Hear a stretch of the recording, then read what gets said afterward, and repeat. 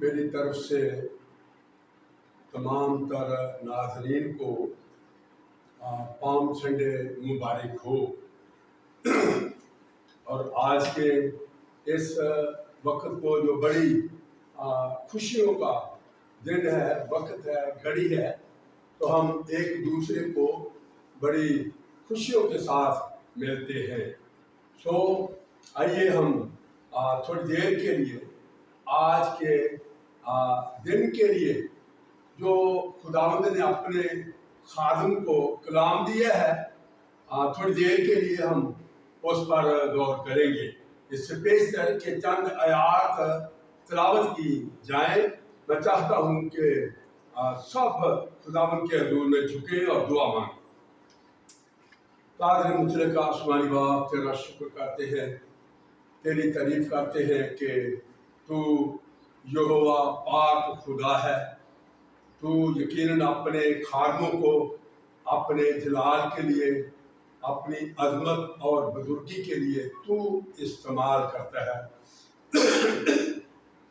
اس وقت کلام کے حصے کو جو تلاوت کیا جائے، اے خداوند سمجھنے کے لیے، بیان کرنے کے لیے، میرے خداوند تو اپنے روح القدس کو اپنے وعدہ اور عہد کے مطابق بخش دینا کہ خداوند سارے الفاظ، ساری ترتیب تیری کلیسیا کے لیے باعث برکت ہو اور تیری عظمت، تیری حشمت کے لیے ہو۔ دعا کو سن قبول کر، خدا باپ، بیٹے، روح القدس کے نام سے مانگتے ہیں، آمین۔ آمین۔ آئیے ہم اپنی رہنمائی کے لیے خداوند کے پاک کلام سے چند آیات تلاوت کریں گے۔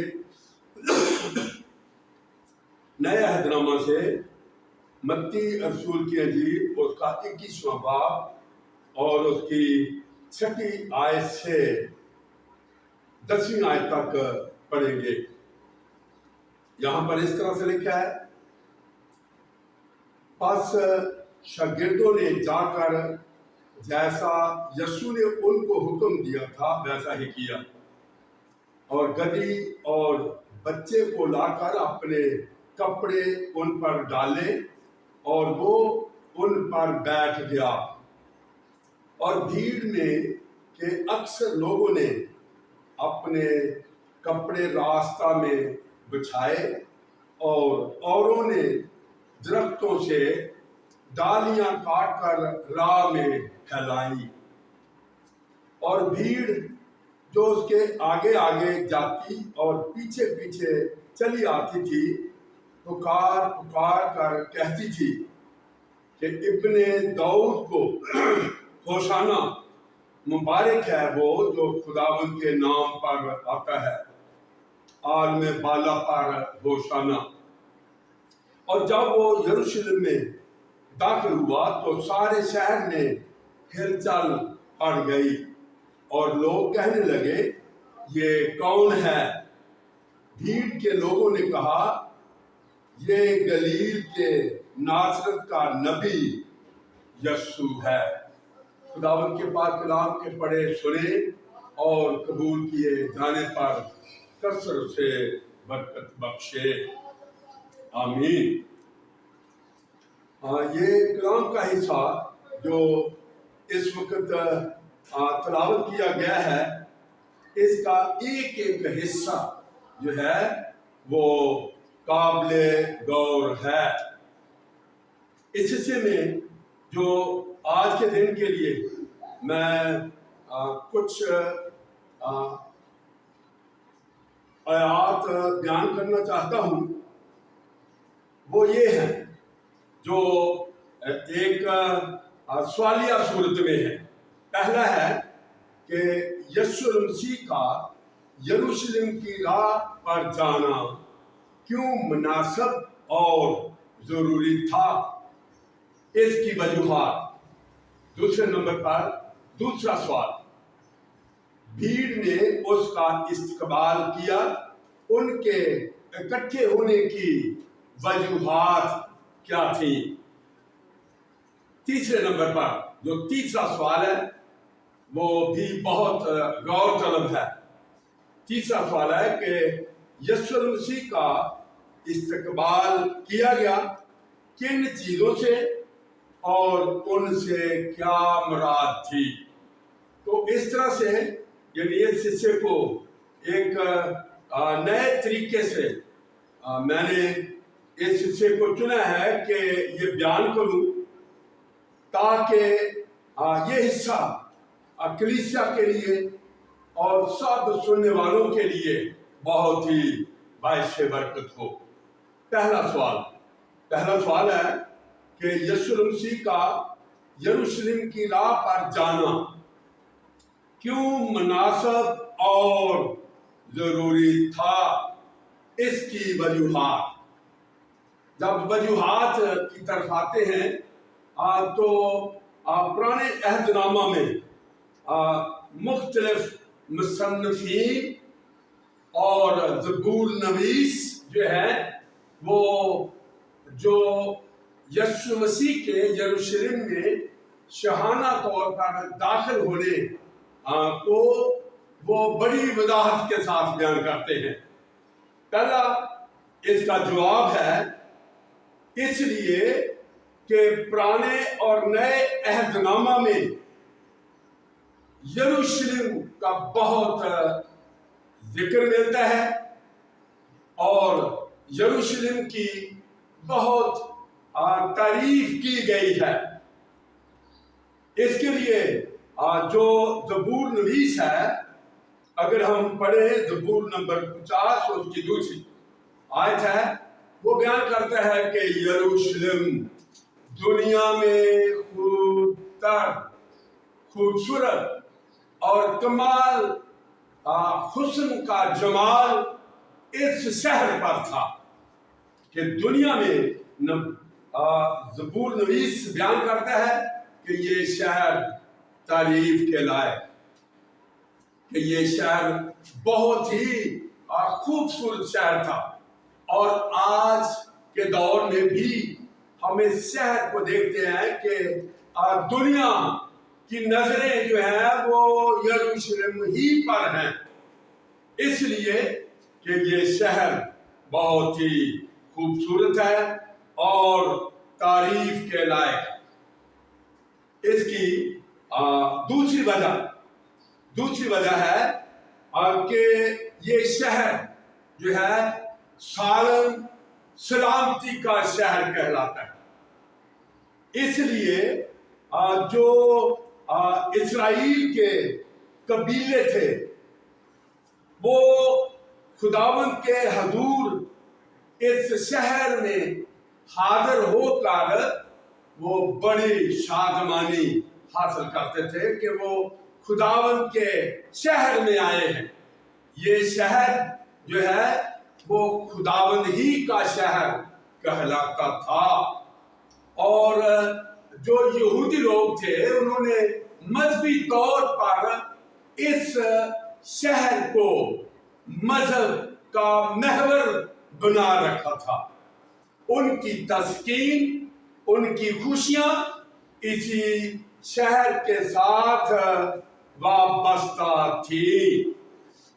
دیکھیں کہ اگر ہم 48 نمبر کا زبور دیکھیں تو 48 نمبر کے زبور میں واضح طور پر لکھا ہے، 8 آیت ہے، لشکروں کے خداوند کے شہر میں، یعنی اپنے خدا کے شہر کی بات کرتا ہے زبور نویس، کہ وہ بیان کرتا ہے کہ لشکروں کے خداوند کے شہر میں، یعنی اپنے خدا کے شہر میں۔ وہ بیان کرتا ہے کہ جیسا ہم نے سنا تھا ویسا ہی ہم نے اسے دیکھا کہ خدا اسے پیار کرتا ہے، اس شہر کو، اور اس شہر کو خدا نے اپنے لیے چن لیا، اپنے لیے اس کو مقرر بھی کیا۔ اسی لیے یہ شہر खुदावन का शहर कहलाता है। इसीलिए ये शहर जो है ये खूबसूरती में एक मरकजी हैसियत रखता है। और जो दाऊद है यानी वो भी इसी नाम से मशहूर था कि ये शहर दाऊद का शहर है, और दाऊद भी इसी शहर के नाम से बहुत ही यानी मशहूर था। और वाज़े तौर पर लिखा है दाऊद की बाबत अगर हम देखें इमाल की किताब उसका 13वां बाब है, तो उसमें जो पालूस रसूल है यानी वो गवाही देता है, और उसकी गवाही क्या है? लिखा है कि दाऊद को बादशाह बनाया गया, जिसकी बाबत गवाही दी गई कि एक शख्स यस्सी का बेटा दाऊद मेरे दिल के मुआफिक मिल गया, वही मेरी तमाम मर्जी को पूरा करेगा। उसी की नस्ल में से खुदा ने अपने वादा के मुआफिक इस्राएल के पास एक मनजी यानी यस्सु को भेज दिया। आज हम देखते हैं कि जो ये त्योहार खजूरी अतवार मना रहे हैं, तो हम इसी सूरत में मना रहे हैं कि खुदावन यीशु मसीह एक पुराने अहदनामा के बयान के मुताबिक, उस वादे के मुताबिक वो इस शहर में भेजा गया है। और जब वो भेजा गया है तो यीशु मसीह के आज के दिन यरूशलेम में शाहाना तौर पर उसका जो दाखिला हुआ, हम उसको रस्मी तौर पर दस्तूर के मुताबिक उसको मना रहे हैं। और उसका दाखिला इसलिए मुनासिब और जरूरी था कि ये शहर उसके नाम से कहलाता था, और वो अपने शहर में आया है, वो अपने शहर में आया है, ये खुदावन का शहर। और इस शहर में वो इस कौल के मुताबिक वो दाखिल हुआ, और उसने दाऊद की बादशाही को इस तरह से यानी अहद के मुताबिक उसने कायम किया, क्योंकि लिखा है कि वो अपने शहर में जो खुदावन का शहर है वो दाखिल हुआ, और दाखिल होकर उसने अपनी रूहानी बादशाही को कायम कर दिया। इसलिए उसका यरूशलेम में दाखिल होना ये नबूवती था। ये ज़बूर नवीस मुख्तलिफ जावियों से वो पेश करता है कि वो बहुत खूबसूरत शहर था, वो दाऊद का शहर था, वो खुदावन का शहर था, और वो इस्राएल के मजहबी महवर को बयान करने वाला शहर था। इसलिए यानी यीशु मसीह इस शहर में उस नबूवत के मुताबिक दाखिल हुआ। दूसरी बात है कि बड़ी भीड़ ने उसका इस्तकबाल किया। भीड़ की वजूहात क्या थी? पहली बात कि यीशु मसीह के तमाम तर मोइज़ात को देखा गया कि मोइज़ात खुदा की कुदरत में शफा बख्शने को उसके साथ थी।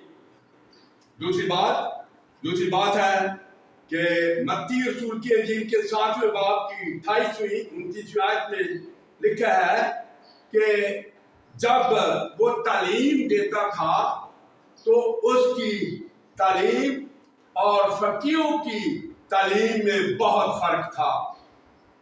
فقیہوں کی تعلیم جو تھی وہ اس کے مقابلے میں کوئی اہمیت نہیں رکھتی تھی، کیونکہ لکھا ہے کہ وہ فقیہوں کی طرح نہیں بلکہ صاحب اختیار کی طرح تعلیم دیتا تھا۔ بھیڑ کے جمع ہونے کی وجوہات سن رہے ہیں کہ پہلی بات کہ معجزات تھے، دوسری بات کہ اس کی تعلیم بہت اعلیٰ اور معیاری تعلیم تھی، اور اس کے ساتھ تیسری بات ہے کہ عید فصح کے لیے اسرائیل لوگ جو تھے وہ مختلف جگہوں سے جمع ہو رہے تھے تاکہ وہ جمع ہو کر اپنی اپنی منتوں کو چڑھائیں اور اپنی سلامتی کے ذبیحوں کو اور اپنی سلامتی کے لیے منتوں کو چڑھائیں اور اپنی اپنی قربانیوں کو بھی وہ پیش کرے۔ چوتھی بات ہے کہ لازر کا مردوں میں سے زندہ ہونا۔ جب یسوع مسیح نے لازر کو مردوں میں سے زندہ کیا تو یہ زندہ کرنے پر اس کی فہمت بہت بڑھ گئی، اس لیے کہ لکھا ہے کہ جب یسوع مسیح نے لازر کو آواز دی تو وہ کفن سمیت باہر آ گیا، قبر سے کفن سمیت باہر آ گیا۔ جے مسیح کی کہ یہ ایک ایسا معجزہ انہوں نے دیکھا جو ان کے لیے خدا کی بڑی قدرت کو ظاہر کر رہا تھا۔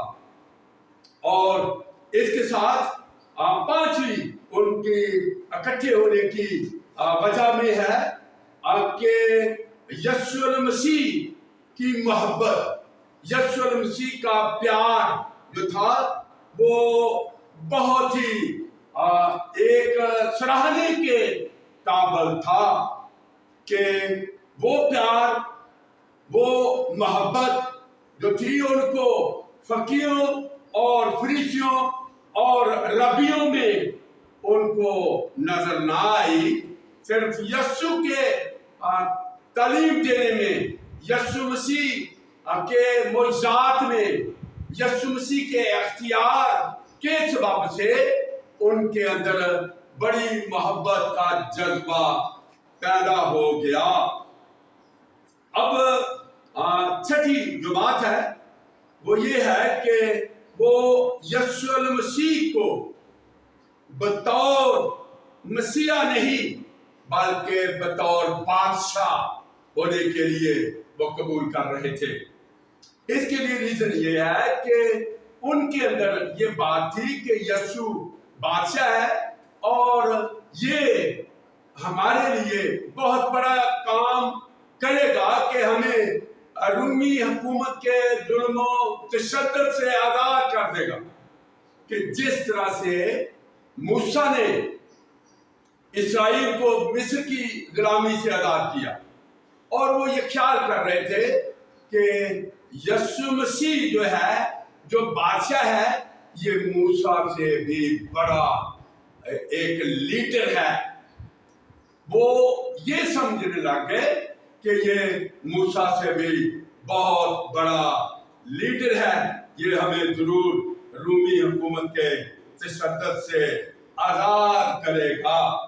تو اس لیے یعنی وہ سب کے سب اس صورت میں زیادہ کثرت کے ساتھ اکٹھے تھے، جمع ہوئے تھے کہ وہ یسوع مسیح کو اپنا یعنی بادشاہ تسلیم کرے۔ اس کے ساتھ جو آخری بات ہے وہ میں نے سوالیہ کے طور پر رکھی تھی کہ یسوع مسیح کا استقبال کیا گیا کن چیزوں سے اور ان سے کیا مراد تھی۔ یہ آخری سوال ہے، اور اس سوال کے جواب میں چاہتا ہوں کہ آپ بغور سنیں کہ بھیڑ نے لکھا ہے کہ درختوں کی ڈالیاں اور کپڑے مسیح کے لیے بچھا دیے۔ تو اس کے لیے یعنی پہلی بات ہے کہ کھجور کی ڈالیوں سے کیا مراد ہے۔ جب ہم تاریخی طور پر اس کا مطالعہ کرتے ہیں تو کھجور کی ڈالیوں سے جو مراد لی جاتی ہے وہ یہ ہے کہ کسی کو بلند رتبہ اور مرتبہ دینا۔ کھجور کی ڈالیاں جب وہ پیش کر رہے تھے تو وہ یسوع مسیح کو بلند مرتبہ رتبہ وہ دے رہے تھے۔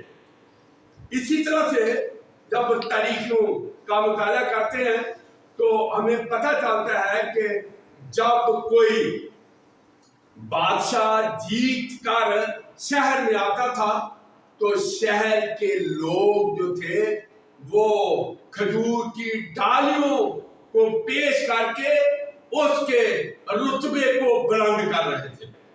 لیکن آپ جانیں سمجھیں کہ یہ بادشاہ جس کو وہ ڈالیاں پیش کر رہے تھے یہ بادشاہوں کا بھی کیا ہے؟ بادشاہ ہے۔ تو وہ اس کو بہت ایک بلند رتبہ اور مرتبہ دے رہے تھے۔ دوسری بات ہے کہ سوال ہے کہ ان ساری چیزوں سے مراد کیا ہے۔ میں یہ سکھانا چاہتا ہوں اور آپ توجہ کے ساتھ ان باتوں کو ضرور سیکھیے گا۔ دوسری بات کہ نہ صرف کھجور کی ڈالیوں کو وہ پیش کرتے تھے بلکہ اپنے سر کی پگڑیوں کو بھی یسوع مسیح کے لیے اتار کر وہ آگے بچھا رہے تھے، کہ سر کی پگڑیوں کو اتار کر وہ مسیح کے قدموں میں بچھاتے تھے۔ کھجوروں کی طرح وہ اپنے سر کی پگڑیوں کو بھی بچھا رہے تھے، اور سر کی پگڑیوں کو اتار کر بچھا دینا اس کا مطلب ہے کہ یہ ایک بڑی عزت و آبرو یسوع مسیح کو دے رہے تھے۔ وہ جب پگڑیاں اتار کر یسوع مسیح کے سامنے پیش کر رہے تھے تو وہ مسیح کو، وہ یسوع مسیح کو بڑی عزت آبرو دے رہے تھے۔ تیسری بات ہے کپڑوں کا بچھانا، کہ کپڑوں کا بچھانے کا بھی ذکر ہے۔ درختوں کی ڈالیوں کپڑوں کا ذکر ہے، اور یہ آخری بات ہے کہ کپڑوں کے بچھانے سے یعنی کیا مراد ہے۔ جب ہم مطالعہ کرتے ہیں کتاب مقدس کا تو ہمیں پتہ چلتا ہے کہ یہودیوں کے لباس کے ساتھ ایک چادر بھی وہ رکھتے تھے، کہ چادر ان کے لیے ان کے لباس کے ساتھ ایسے تھی جیسے ان کا یہ لباس ہے اور اس کے لباس کا ایک حصہ ہے۔ وہ اس لیے یعنی اپنے ساتھ وہ ایک چادر لازمی رکھتے تھے۔ اور ہم جانتے ہیں کہ پرانے عہد نامہ میں سلاطین کی پہلی کتاب ہے، اس کا 19واں باب اور اس کی 19ویں آیت ہے کہ الیشا جو تھا وہ ہل چلا رہا تھا، اور جب ایلیا پاس سے گزرا تو اس نے اپنی چادر کو اس کے اوپر ڈال دیا۔ دیکھیں کہ یعنی یہ ایک یہودی ایک رسم کی بات آپ کو بتا رہا ہوں۔ اس کے ساتھ ایک اور بھی میں مثال دے کر ختم کروں گا کہ اخیا نبی تھا، جب وہ شہر سے باہر جا رہا تھا تو और उसको सामने से यरबाम मिला। तो उसने, जो अखिया नबी था, उसने अपनी चादर को 12 टुकड़े किए और 12 टुकड़े करके यरबाम को कहा कि तू 10 टुकड़े उठा ले। और इस तरह से यानी चादर का ये इस्तेमाल यहूदियों में ये एक रस्मी तौर पर और जरूरत के तहत इसको साथ रखा जाता था। इसलिए मेरे अजीज, आज का दिन, आज की घड़ी, आज का ये वक्त जो है वो बड़ा खास वक्त है कि वो कपड़ों के साथ, दरख्तों की डालियों, खजूरों के साथ उसका इस्तकबाल करके उसको इज्जत दे रहे थे। तो आज खजूरों डालियों की तो जरूरत नहीं है। आज जरूरत इस बात की है कि हम उन कपड़ों की बजाय, उन खजूरों की टहनियों की बजाय हम उसको क्या देना चाहते हैं, क्या दे रहे हैं? क्या सिर्फ रस्मी बातें दिखाना चाहते हैं? नहीं, खुदावंद चाहता है कि हम अपनी जिंदगी को उसके हाथों में सौंप दें। और ये बहुत ही अहम और जरूरी हिस्सा है जो यीशु मसीह की ये तमन्ना है कि जब वो आपकी जिंदगी को लेना चाहता है, आपको जिंदगी देना चाहता है, आपकी जिंदगी का वो होल्ड अपने हाथों में रखना चाहता है, तो अपनी जिंदगियां उसको सौंप दे और वो आपकी जिंदगी का बादशाह बने। और जब वो आपकी जिंदगी का बादशाह है तो अब बादशाह की हुक्मरानी होगी, बादशाह की मर्जी होगी कि खुदा जिस तरह से यीशु मसीह ने बाप की मर्जी को अहमियत दी, बाप की मर्जी को पूरा किया, तो वो मसीहा जो है चाहता है कि हमारी जिंदगियों में भी वो अपनी मर्जी को पूरा होते हुए देख सके। वो सैऊनी बादशाह है, वो यरूशलेम का बादशाह है और हमारी जिंदगियों का भी वही बादशाह है। और आज आप कसरत करें कि आज से ये समझे कि आज के दिन से मेरी जिंदगी का जो मसीहा है, बादशाह है, निजात देने की कुदरत रखता है, वो बादशाहों का बादशाह है, वही मेरी जिंदगी में हाकम रहे और वो अपनी मर्जी को हमारी जिंदगी में पूरा करे। खुदा आप सबको बरकत दे। आमीन।